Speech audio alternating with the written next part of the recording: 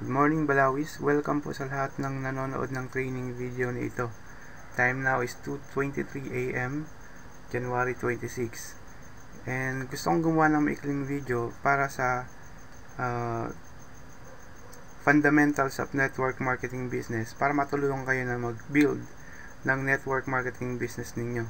Napaka-importante po nito kasi napakataas po ng mortality rate pagdating sa ganitong business.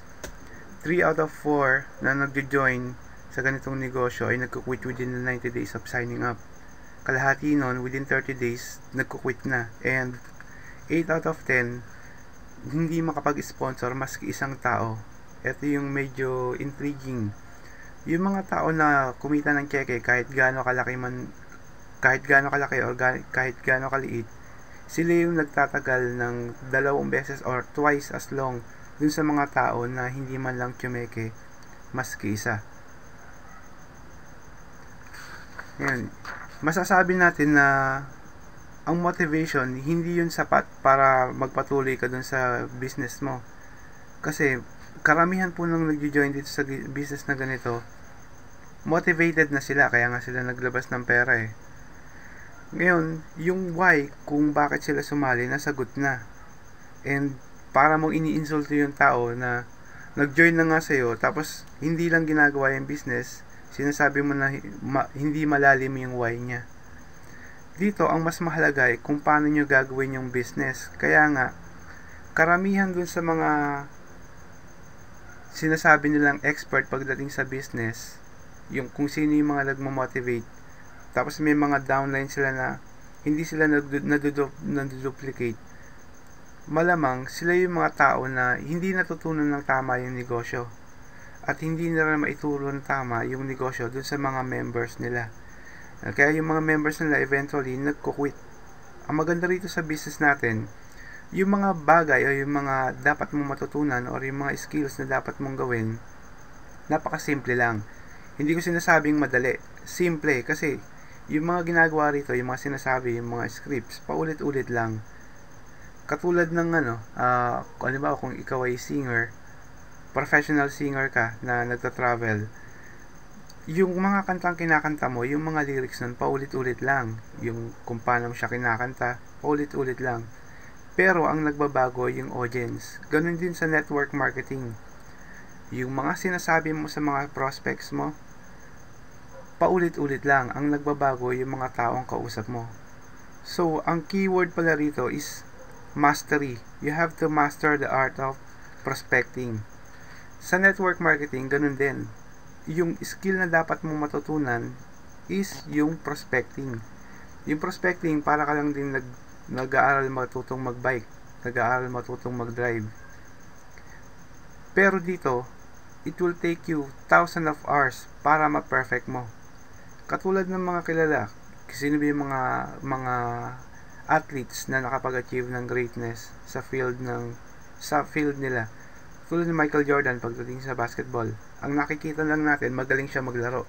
Pero habang hindi siya naglalaro, yung pagpa-practice na siya shooting sa pag-layup, ilang 10,000 hours of practice ang ginugol niya. Si Efren Reyes, si Manny Pacquiao, ilang suntok, ilang bugbog ang inabot niya bago siya maging kilala bilang magaling na boksingero. Si Efren Reyes pagdating sa billiards. So, ang sikreto pala rito, you have to practice kung ano yung skills na natutunan mo. And dito, hindi naman necessary na maging perfect yung mga pinapractice mo. Kasi eventually, mapaperfect mo siya. Dito, yung pinapractice mo dapat tama. Kasi pwede mong practicein yung isang bagay, kaya lang kung mali, ang result mo magiging mali. Kaya dapat ito, yung tama ang dapat mo i-practice kasi eventually, yung result mo magiging tama. Sa network marketing, walang magic. Yung dapat ikaw mismo magde-decide ka na gagawin mo kung ano yung dapat gawin dun sa business venture mo. Maganda rito, yun na rin yung mismo yung ituturo ko, yung professional way of prospecting, para hindi ka mag-end up dun sa tinatawag nating NFL or no friends left. Kasi ang isang traditional networker, tinuturo nila pag nasa Facebook ka, itag mo yung friends mo. Pag nakita nila, sasali na sila kasi maganda yung pinost mo. Pero hindi pala ganun kadali.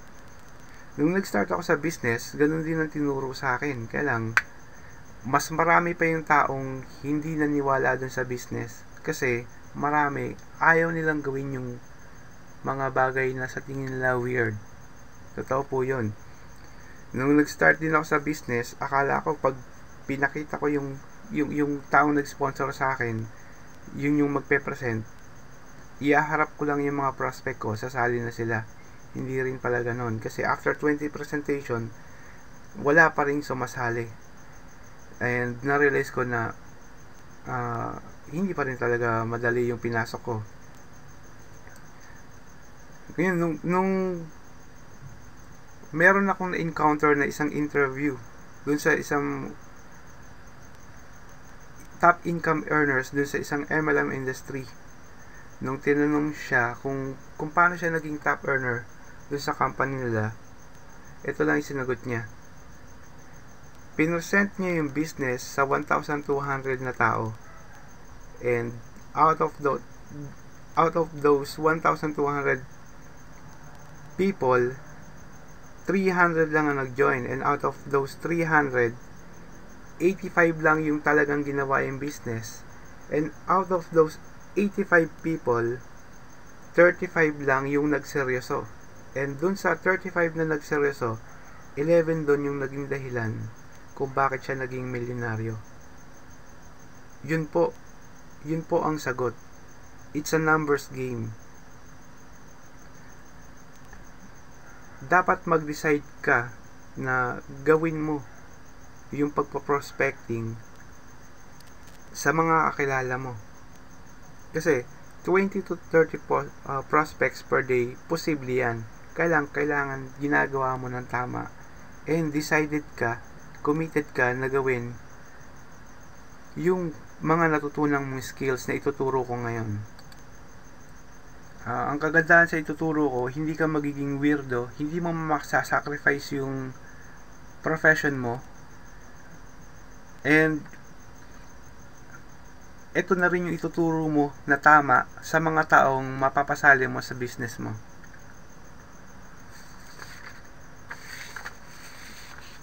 Habang nagbibuild ka ng business mo, mag-focus ka dun sa tinatawag nating sorting and sifting. Huwag mong i-convince kasi hindi ka man sales agent dito eh. You are network marketer. Ang professional network marketer, nagsusort sila. Ang amateurs, sila yung nagko-convince. Para ka lang ditong imagine mo yung may hawak kang deck of cards. Ang hinahanap mo yung alas. Habang binubuklat mo yung baraha mo, may makukuha kang 1, 2, 3, makukuha mo yung queen, king. Pero habang binubuklat mo, kung halimbawa, nabuklat mo is king, titigil ka na ba? Di ba hindi pa? Kasi alam mo, merong alas yung deck of cards na yon. Ngayon dito, mag-iingat ka rin sa mga nakakausap mo na jokers. Sila yung mag-aaksaya ng oras mo. Sila yung mga tao na hindi sasagot ng oo, hindi rin sasagot ng hindi. Sayang po yung time ninyo sa mga taong yon.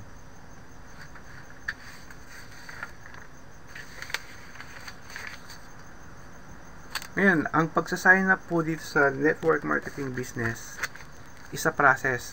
It's not an event. Yung mga amateurs, akala nila isang beses mo lang ipe-present yung business, okay na. Katulad nga nung nauna kong sinabi, nung nag-present ako sa mga tao na nakausap ko, kasama ko pa yung sponsor ko, sila yung nag-present. Kaya lang, wala pa rin sumasali. Ngayon, ito yung nga yung na-realize ko. It's a numbers game.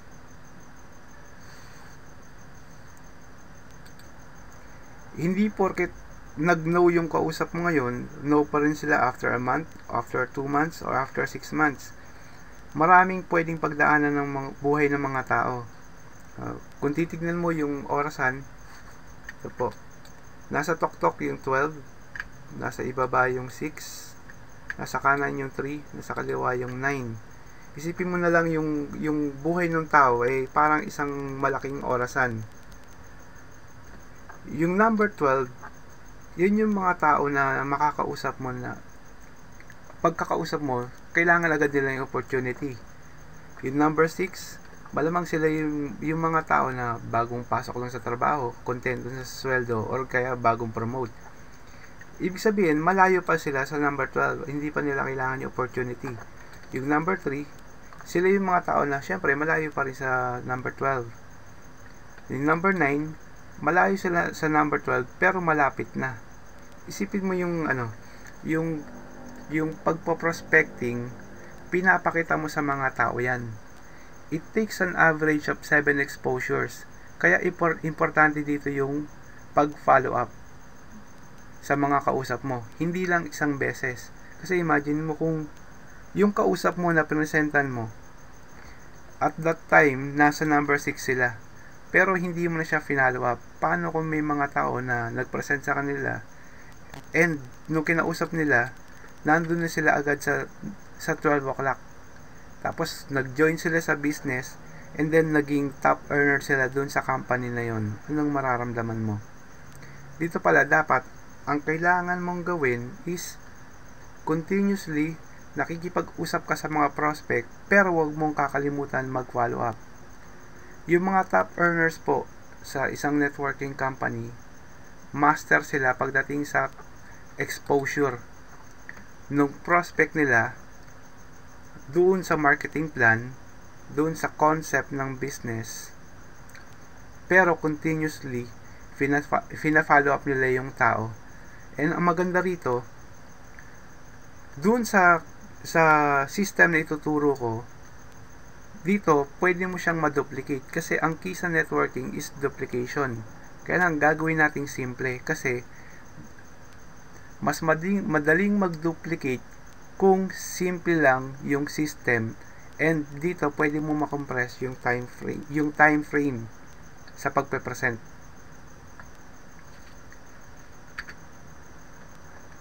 Bago tayo mag-start kung ano yung gagawin mo, dito muna tayo sa tinatawag nating building list. Yan yung first step.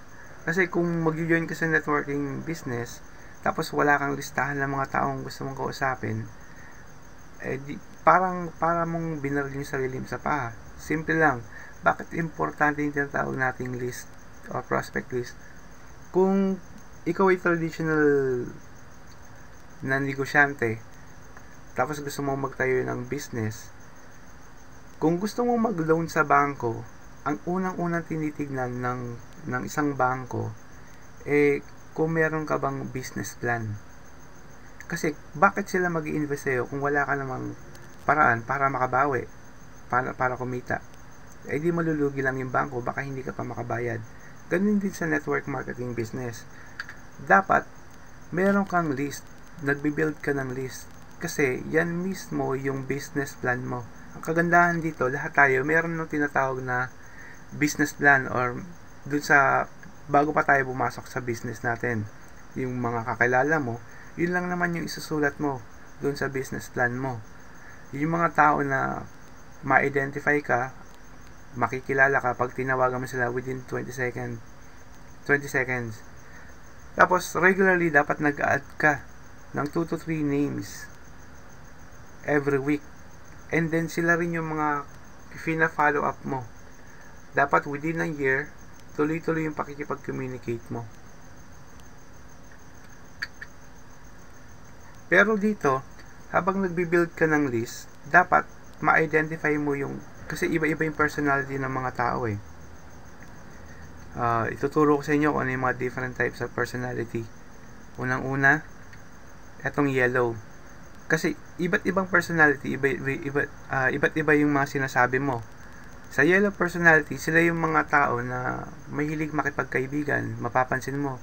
Sila yung mga tao na kung may mga kalala ka, halimbawa may mga handaan, sila yung pag nakapila, sila yung nag-aabot ng mga pinggan, yung mga kutsara, tinidor. Sila yung karamihan sa kanila, yung mga social worker, mga teacher, nurse, counselor. Ang gusto nila, friendship, ayaw nila ng away. Pero ayaw rin nila yung mga tao na yung namimilit. Kasi dito, yung mga yellow personality, hindi mo sila ma-attract na ang spill mo is kita ng malaki. Ayaw nila nung pera-pera. Kasi ang keyword sa kanila is makatulong. So, yung mga sasabihin mo sa kanila, dapat related sa pagtulong. Blue personality, yun yung mga mahilig sa gimmick. So, kung aalokin mo sila, more on makakatulong or pag kumita sila, yung kikitain nila, yun na yung magagastos nila pang gimmick, pang bakasyon. Hindi nila magagalaw yung kinita nila. Ang keyword sa kanila lagi is fun. Yung mga green personality, sila yung mga tao na mas concerned about legal documents. Ayaw rin nila ng pinipilit. Karamihan sila yung mga professional. And sila yung mga mahirap ma-convince. Pero, ang magkagandahan nito, pag sila mismo, napakita mo ng tama sa kanila yung business plan, sila na mismo yung nag-iimbestiga. And, ang good news, karamihan sa mga top earners sa network marketing companies, sila yung mga green ang personality.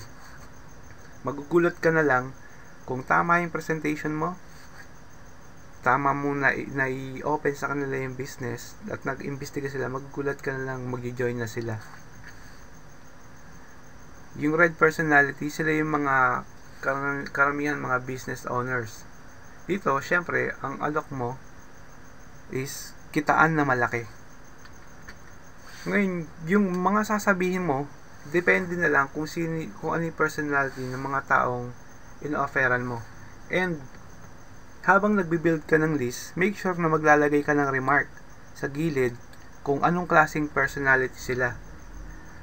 And importante rin na once kinontak mo yung tao, make sure na naglalagay ka ng date and remark kung ano yung huli ninyong napag-usapan. Dahil sa dami niyan, sa dami ng mga nililista mo, malamang makakalimutan mo na kung ano yung mga pinag-usapan ninyo. Importante mag-build ka ng list kasi yan yung pinaka-gold mine mo. Imaginin mo kung, halimbawa, 100 na tao yung nasa build mo at na-approach mo ng tama at sumali sila lahat. Kung magkano yung referral incentive dun sa marketing plan nyo, halimbawa 700 each. Kung 700 each yun at 100 na tao na napasali mo dahil tama yung approach mo, parang sinabi mo kumita ka ng 70,000. Dahil na-approach mo sila ng tama, na ituro mo ng tama dun sa mga napa-member mo, dun sa current company mo, sila rin makakapag-build ng list at mag-approach ng tama, kasama ka na rin sa pag-build ng malaking network.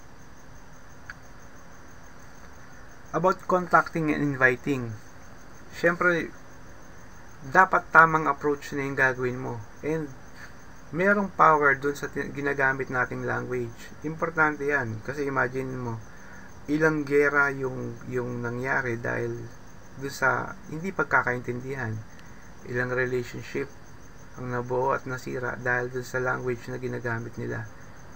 Kaya importante, yung mga words na ginagamit mo pagdating sa contacting and inviting, dapat pinag-aralan mo mabuti kung tama ba or mali.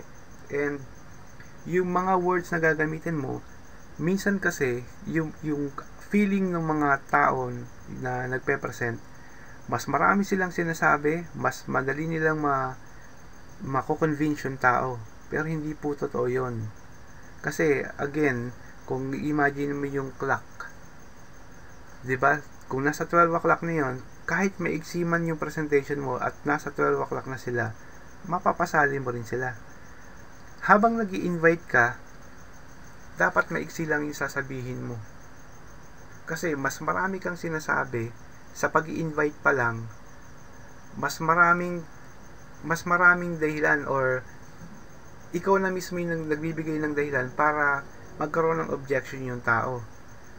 Ang kailangan mo lang is i-practice yung mga scripts na ituturo ko sa inyo. Again, kung nagsisimula ka pa lang, ipapractice mo pa lang yung mga powerful na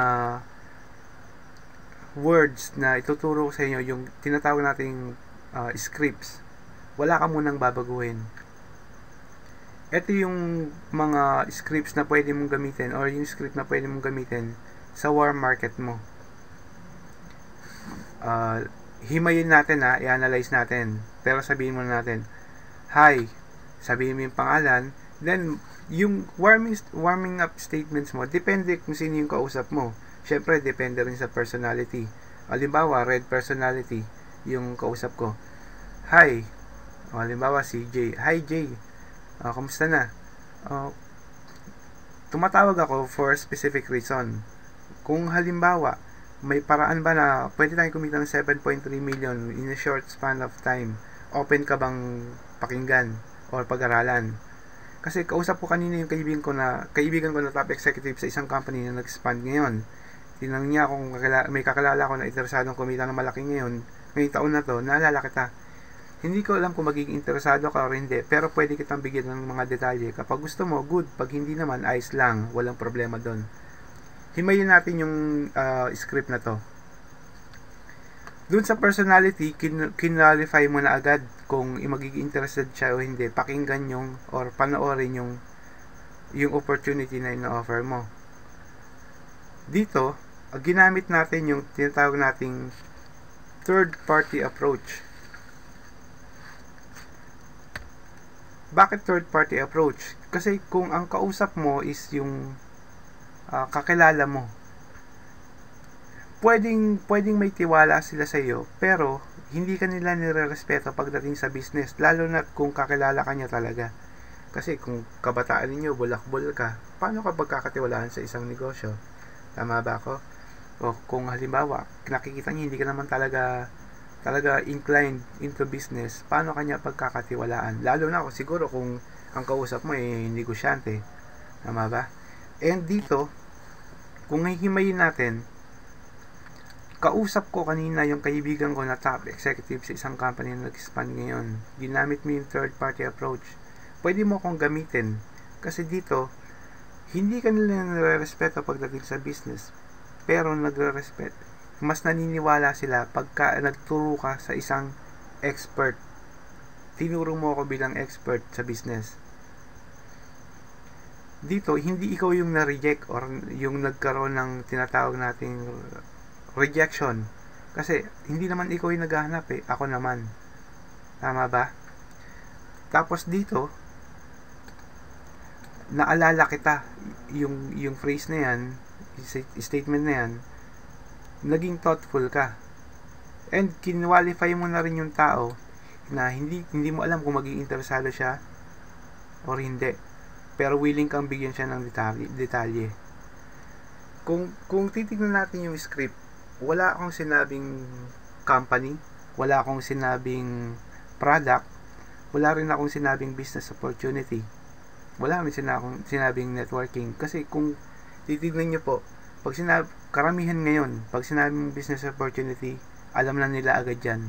Maraming acne po. Sasabihin ay alam ko na yan. Networking yan. Kaya, very powerful po yung ganitong script. Ang kailangan mo lang gawin, kaya kung mapapansin mo, tuloy-tuloy lang yung pagsalita. Kasi, na-practice ko na siya. Ang kailangan mo lang gawin, ma-master mo yung script. Ang gagawin mo, kung may MP3 recorder ka, kasi usually, nasa cellphone, meron ng recorder record mo lang yung sarili mo. I-record mo lang siya, pakinggan mo. Kung feeling mo, normal na yung pagkakasabi mo, then good. Pero kung feeling mo pag pinakinggan mo siya na parang nagbabasa ka lang ng script, ulit-ulitin mo lang para ma-master mo. Keep on practicing. Warm market script para dun sa mga chicken list. Ano ba yung chicken list? Sila yung mga tao na alam mo mas asensado sa'yo. Kung ikaw wala kang kotse tapos sila may kotse, malamang mag-aalangan kang imbitahin yung tao dun sa opportunity na ino-offer mo. Ngayon, ang gagawin mo rito, yung expert opinion approach. Again, ito yung script. Hi, halimbawa, Jay ulit. Hi Jay, Alam ko na busy kang tao, kaya di na ako magpapaligoy-ligoy pa. Isa ka sa mga kilala ko na asinsado pagdating sa pagninegosyo, at gusto ko rin sana maging katulad mo, kaya mahalaga sa akin ang opinion mo. Dito, hindi mo siya ini-invite. Gusto mo lang hingin yung opinion.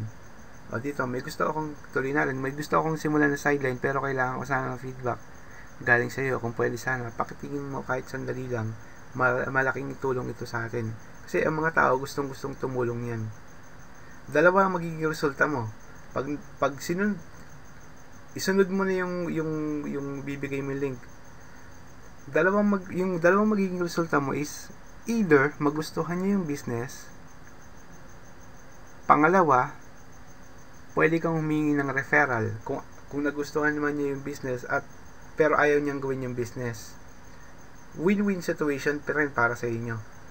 And dito, pinuri mo muna yung tao eh. Imposible naman i-reject ka niya. Ang next na question ng mga tao in-invite mo sa warm list mo is, ano ba yan? Or ano ba yon?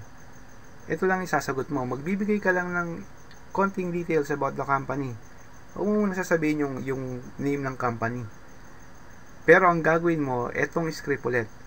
Isang 6-year-old company to na nag-expand ngayon. Tapos sabihin mo, teka, mas magandang paraan para mabigyan na ng detalye kung mapuntahan mo yung website. Meron dun 8-minute na video na pwede mo panood. Tapos ang next mong gagawin, wag mo munang ibibigay yung link. I-confirm mo muna kung kailan niya pwede mapanood. Ito, kung may bibigay ko ba ang link na yun, kailan mo siya pwedeng ma-browse. Then, pag sinabi niyang, nandito ako sa harap ng computer ngayon. O halimbawa, pwede after 30 minutes mapapanood ko siya. Doon mo ibibigay yung link. Tapos, ang next mong gagawin is, sasabihin mo dun sa tao na, sige, ibibigay kasi yung link, then tatawagan kita after 30 minutes ulit kasi may mga kausap pa ako eh. Pero make sure na habang pinapanood mo yung video, mayroon kang pen and paper kasi maganda yung video. Kung may mga questions ka, pwede mong itanong agad sa akin. Ayan, isisend ko na yung text sa'yo or ipipm ko na sa'yo yung link. Make sure na meron kang papel at ballpen kasi maganda nga yung video. And then, isend mo na nga yung link. Paano mo naman i-follow up? Dahil nga, nung binigay mo yung link, sinabi mo na magpa-follow up ka agad, doon nakapag-set ka agad ng follow up. Yung follow up script, ito lang naman ang sasabihin mo. Napanood mo na ba yung video dun sa website? Pag sinabi niyang oo, sasabihin mo, huwag mo siyang pagsalita ng iba pa. Sabi mo, ang galing, di ba? Ano yung pinaka nagustuhan mo?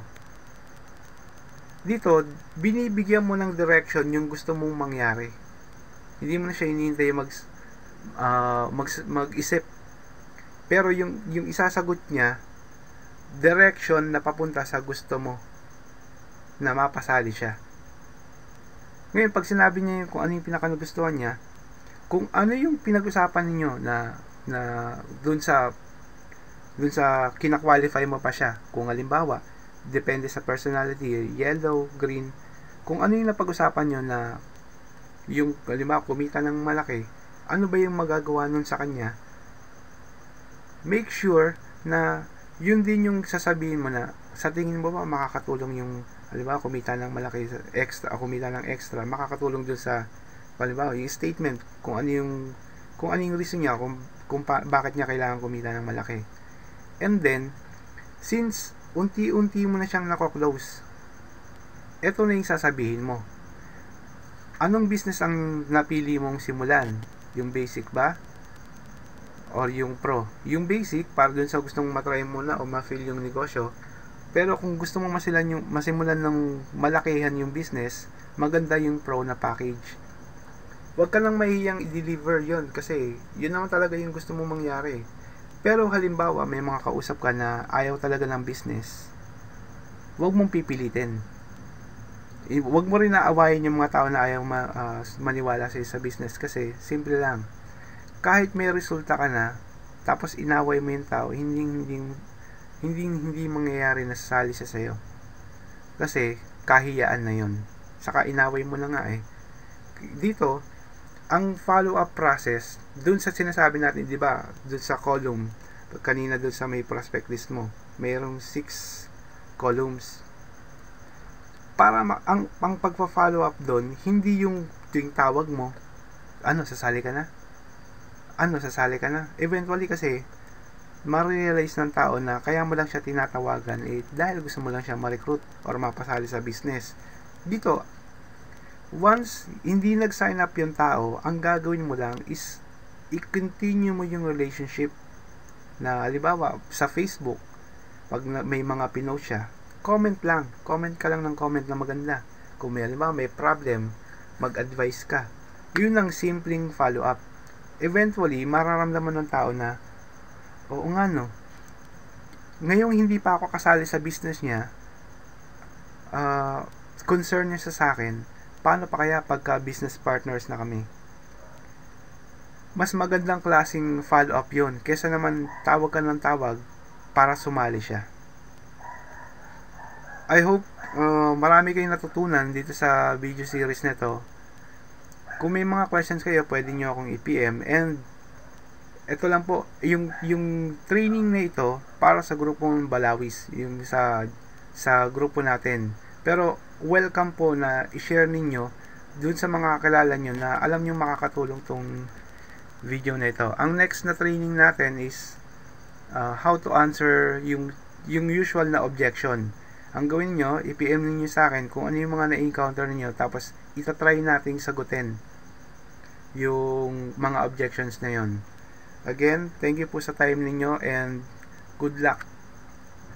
I-apply nyo agad yung mga natutunan ninyo kasi yung willingness ninyo na i-apply yung mga skills, yun yung magdetermine dun sa success na dun sa business na pinasok ninyo.